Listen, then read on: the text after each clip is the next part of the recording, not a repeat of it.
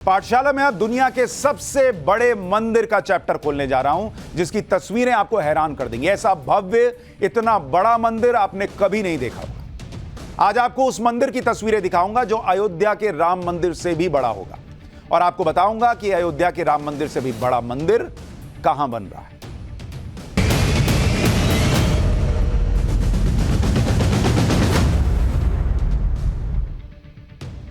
दुनिया भर में कृष्ण भक्ति से जुड़ने वाली संस्था है इस्कॉन। आपने सुना होगा ना, इस्कॉन के टेंपल में जा रहे हैं। पश्चिम बंगाल के नदिया जिले के मायापुर में दुनिया का सबसे बड़ा वैदिक मंदिर का निर्माण इस्कॉन करवा रहा है। करीब 28 लाख वर्ग मीटर में फैला यह मंदिर परिसर दुनिया का सबसे बड़ा मंदिर है। इसकी तस्वीरें आप देखिए, इसके एक एक डिटेल आपको बताऊंगा, लेकिन इतना बड़ा मंदिर, वैदिक मंदिर दुनिया में नहीं है, और इसकी तस्वीरें आप देखते जाएंगे तो हैरान रह जाएंगे। अब तक सबसे बड़े मंदिर के रूप में कंबोडिया के अंकोर वाट को जाना जाता है, जो करीब 16 लाख वर्ग मीटर में फैला हुआ है। यह मंदिर जिसको आपको दिखा रहा हूं, यह बंगाल में अगले साल 2024 में बनकर तैयार हो जाएगा। इसका निर्माण साल 2009 में, यानी ये अंकोर वाट का दिखा रहा हूं, जो अभी तक सबसे बड़ा था। अब उससे भी बड़ा वैदिक मंदिर जो है वो भारत में, बंगाल में बन रहा है। और इस मंदिर की आप भव्यता सोचिए कि 2009 से पिछले 14 साल से इसका निर्माण चल रहा है। वैदिक मंदिर की विशालता का अंदाजा आप इस बात से भी लगा सकते हैं कि इसकी नींव करीब 100 फीट गहरी है, यानी जमीन में 10 मंजिला इमारत के बराबर नीचे इसकी नींव गई हुई है। मंदिर का निर्माण पूरा होने के बाद एक साथ 10,000 लोग भगवान कृष्ण के दर्शन कर सकेंगे, जबकि मंदिर परिसर में करीब 1 लाख लोग आराम से घूम सकते हैं। इतना बड़ा मंदिर बन रहा है। इस मंदिर की लागत करीब 1,000 करोड़ रुपए आएगी, और सबसे बड़ी बात यह कि मंदिर भारत की आध्यात्मिक, सांस्कृतिक और ब्रह्मांड के वैदिक मॉडल का सबसे बड़ा केंद्र होगा। इसके बारे में आपको आगे बताऊंगा, लेकिन उससे पहले इस मंदिर की भव्यता और विशालता के बारे में आपको बता देता हूं। इसके लिए इस मंदिर की तुलना दुनिया के दूसरे पवित्र स्थान और ऐतिहासिक इमारतों से एक बार करके आपको बताता हूं, जिससे आपको पता चलेगा कि कितना बड़ा यह मंदिर है। धर्म से जुड़ी विशाल इमारतों की लिस्ट में एक नाम आता है हागिया सोफिया मस्जिद का, जिसे आया सोफिया मस्जिद भी कहते हैं। यह मस्जिद तुर्की के इस्तांबुल शहर में है, और इसकी कुल ऊंचाई 55 मीटर और चौड़ाई 5,997 वर्ग मीटर है।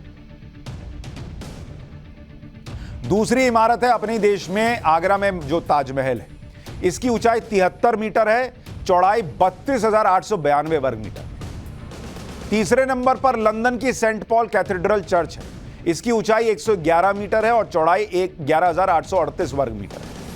और अब आपको वो वैदिक मंदिर दिखा रहा हूं जो बंगाल में बन रहा है। इसकी कुल ऊंचाई 113 मीटर और चौड़ाई 65,032 वर्ग मीटर में फैला है।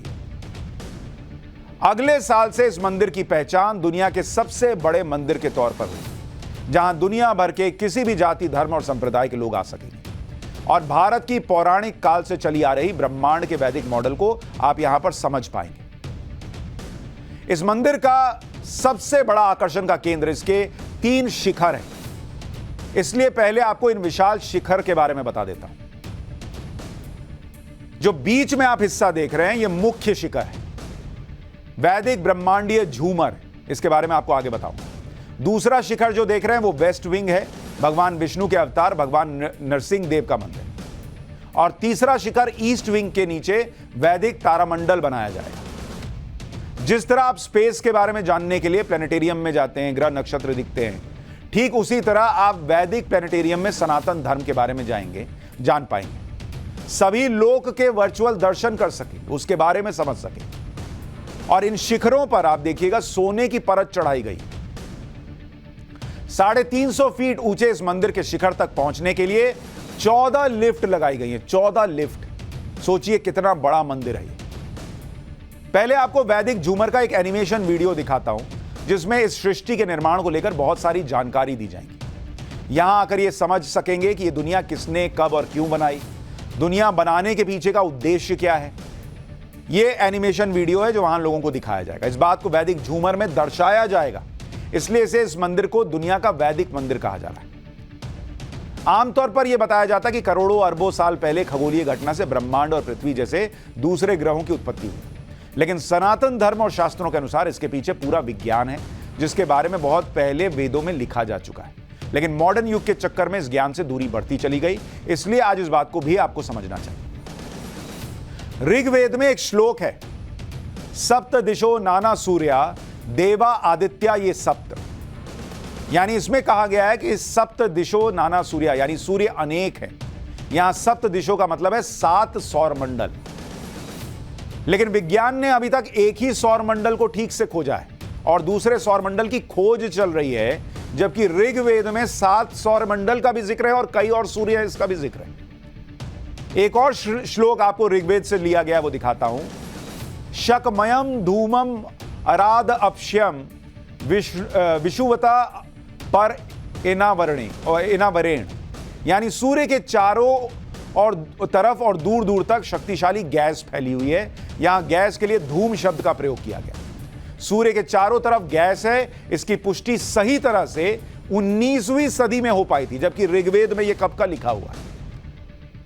अथर्ववेद में कहा गया था कि सूर्य का प्रकाश दिखाई देने वाले और ना दिखाई देने वाले सभी प्रकार के प्रदूषित जीवाणुओं और रोगाणुओं को नष्ट करने की क्षमता रखता है। यह अथर्ववेद में लिखा है।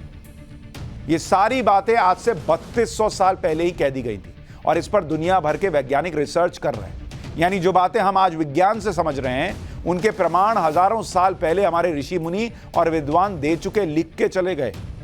और यही वजह है कि इस मंदिर के भक्तों में एक बड़ी संख्या विदेशी लोगों की होगी, जो इन बातों पर पूरी तरह यकीन करते हैं कि हमारी सनातन परंपरा और शास्त्रों में जानकारी का भंडार छिपा हुआ है। आज आपको इस मंदिर के चेयरमैन से भी मिलाना चाहता हूं, जिन्होंने इस मंदिर को 250 करोड़ रुपए दान दिए।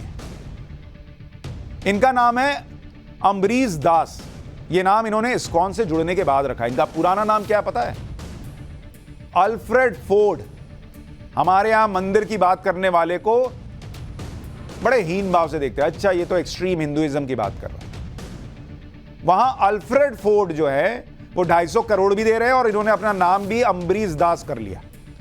ये अमेरिका की मशहूर कार कंपनी फोर्ड के मालिक है भाई, वही फोर्ड कंपनी जिसकी कार आप चलाते हैं। अमेरिका के प्रसिद्ध उद्योगपति हेनरी फोर्ड के पोते हैं। 1975 में अल्फ्रेड इस्कॉन से जुड़े और इस्कॉन के संस्थापक प्रभुपद के साथ भारत आ गए। भारत आने के बाद इन्होंने हिंदू धर्म अपनाया और फिर अल्फ्रेड से अम्बरीश बन गए। अल्फ्रेड तमाम ऐशो आराम को छोड़कर कृष्ण भक्ति के साथ भारत की सनातन परंपरा के बारे में सीख रहे हैं, प्रचार कर रहे हैं। इस मंदिर के निर्माण में अम्बरीश दास की बहुत बड़ी भूमिका है। लेकिन हमारे यहां कोई अगर हिंदू धर्म की बात करे, आजकल तो जो हिंदुत्व है उसको तो टेररिज्म से भी जोड़ने का प्रचलन चल रहा है, लेकिन यहां बड़े बड़े विदेशी आकर हिंदू धर्म को अपना रहे हैं और इतना बड़ा बड़ा मंदिर बन रहा है। नजर नजर का फर्क है।